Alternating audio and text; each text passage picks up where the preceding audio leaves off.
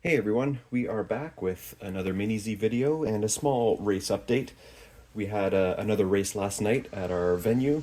Things were going really well up until the point during a practice my Mini Z stopped dead in its track. I still had steering, you could still see the transponder and the receiver lights inside, but no throttle.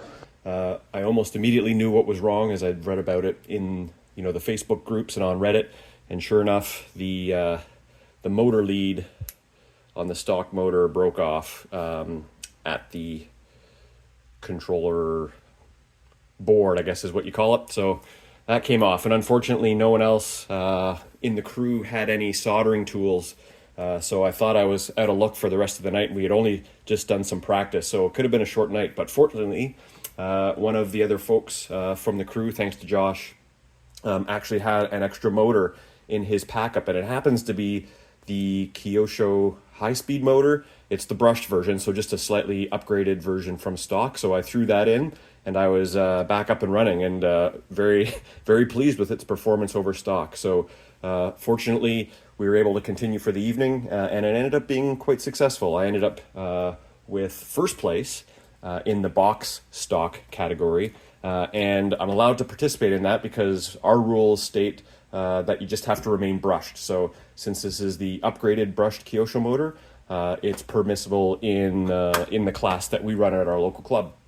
And I was happy so much so that I decided to give it a shot in our outlaw class. And that class is filled with Evos, MR3 03s and 4s. They're all running NB4 radios and all the latest whiz, and I actually did quite well. I ended up second place. Now, there were a lot faster cars there than I. However, just with the sake of luck, people's tires popping off, crashes, other malfunctions, I ended up in second place. So that was a great result. So very happy there.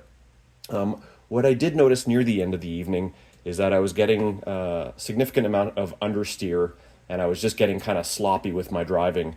So I took a quicker look at the tires, and you can definitely tell that they're worn. I'm not sure if you can see with the light, but you do see some camber wear, very much so in the front, especially on the left tire, since most of our tracks run clockwise, meaning a lot of the higher speed corners put a lot of load on that front left tire, especially running the softer purple springs.